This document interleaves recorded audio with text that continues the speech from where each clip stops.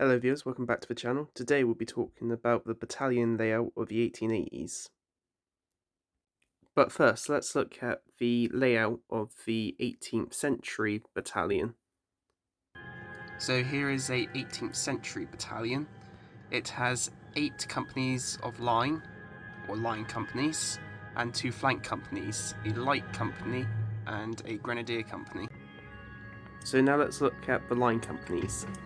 There are 8 line companies in a battalion, and they are the standard infantry. Their job is to do the standard tactics of the infantry, like volley fire and bayonet charges. Now let's look at the grenadiers. The grenadiers are on the right side of the battalion, but in battle they may be in a different place. In the early days, it was the grenadiers' job to throw grenades. That is why they're called the grenadiers. But they were also normally the strongest and tallest of the battalion. The best way to think of the grenadiers are shock troopers or heavy infantry. Going back to the grenades, as the 18th century progressed, the grenadiers stopped using grenades. They still used them occasionally for sieges, but in the end the grenades were phased out. Now let's talk about the light infantry. The light infantry were skirmishers and scouts. They were the best marksmen in the battalion. They would use their marksman abilities to engage the enemy at longer ranges than the normal infantry. They would also fire in open order compared to the man-by-man of the infantry.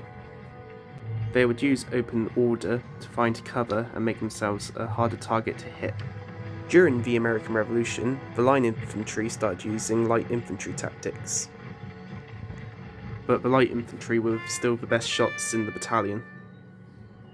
In the Napoleonic Wars, the rifle regiments started to take up more of the skirmishing roles. But the light infantry were still the best shots in their battalion, and they would still continue to do light infantry tactics. During the Crimea War, the tactics changed because every infantryman had a rifled musket.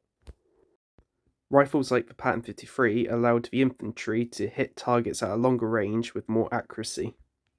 But rifles like the Pattern 53 were still muzzleloaders, what means that they still had a firing rate of 3 to 4 rounds a minute.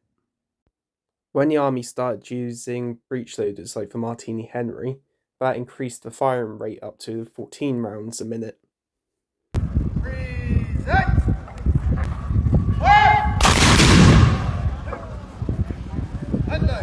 During the 1880s, the infantry changed their tactics and started fighting in a more open order.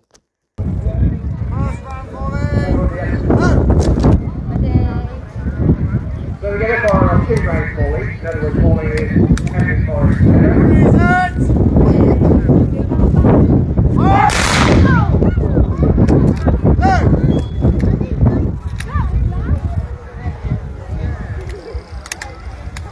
Second round volley! Cover your ears. Ready, go. Yeah, you are independent.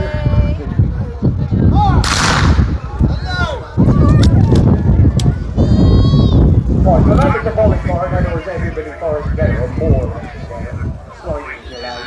Independent fire is slightly different, obviously they fire when they're ready. Commence!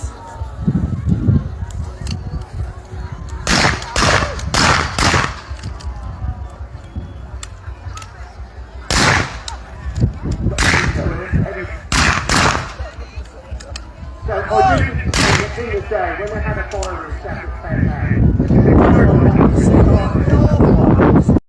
At this point, there was not that much difference between the standard infantry and the light infantry. At this point, the closest thing to light infantry would be the rifle regiments. Within the battalion, there were marksmen's competitions. In these competitions, you can be rewarded with the marksman's badge. With the marksman's badge, you would sew it onto your uniform and you would get paid more. Going back to the battalion loadout, you could have 8 to 10 companies. 2 companies would probably remain in the UK for garrison duty. The companies were named A to H. Each company had 4 sections. The size of the section depends on the size of the company. That means a section can be between 20 to 40 men. The modern day army still use this battalion layout. Thank you for watching, and please like, comment and subscribe.